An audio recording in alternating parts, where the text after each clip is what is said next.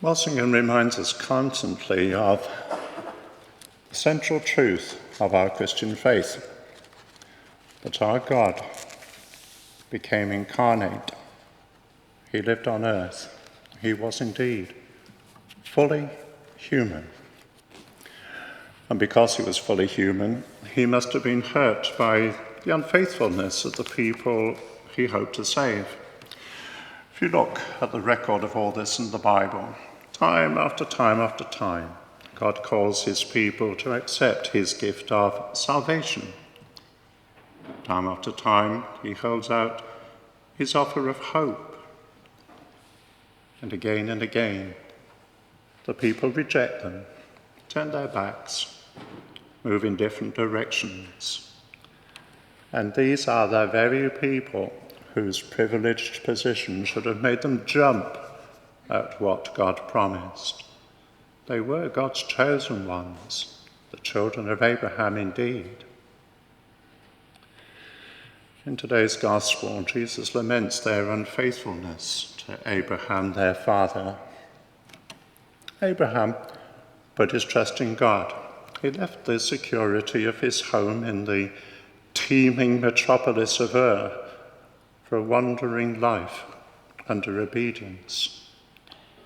To Jesus and to St. John writing his gospel, the inability of his hearers to accept our Lord means that they have lost touch with their spiritual roots.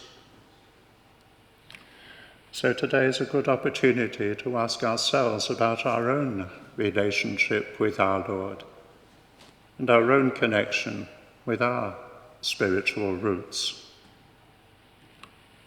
Most of us have times when we stray off down our own paths. We prefer perhaps to forget parts of our faith or of the Christian life because they cause us difficulty or hard work. And we're very clever in managing to steer a path around the more difficult sayings and demands of our Lord. And when moments for courageous witness approach, we hurry away. We try to steer around them. We heard in our Old Testament first reading of these three young men, Shadrach, Meshach, and Abednego, how they refused to take part in the worship of false gods, and for this they were thrown into this fiery furnace to be burnt to death. Instead, they were saved by the intervention of an angel, a messenger of God, and instead of being burned, they gained their release. And because of that, the heart of the king was changed, turned. He started perhaps to believe in the one true God. And if we move on a few centuries, we think of the early Christians of Rome, St. Peter and St. Paul among them, who were not so lucky, measured in human terms. Countless Christians, leaders and faithful, met horrible deaths at the hand of the Emperor Nero and subsequent Roman emperors. It doesn't end there. In the 16th and 17th centuries, much the same happened to several generations of Christian missionaries to Asia.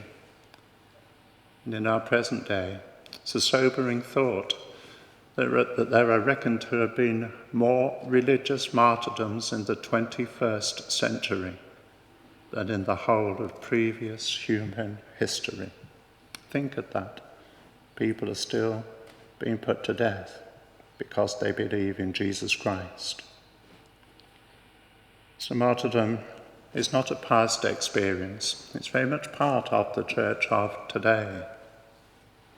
Well, we refer to our Lord as the King of Martyrs, the inspiration for all who are called to witness even to death. As we begin our preparations for Holy Week, let's seek perhaps not to domesticate the Passion of Christ, fitting him into our quiet, genteel society. His death is, of course, for us and those who surround us, but it's also for those brothers and sisters of ours who, as members of the Church, face death and suffering even today. May those who are put to trial and who die for the faith receive courage in their sufferings and eternal reward. And may they pray and inspire us to witness more fully to the splendour of the truth of our God.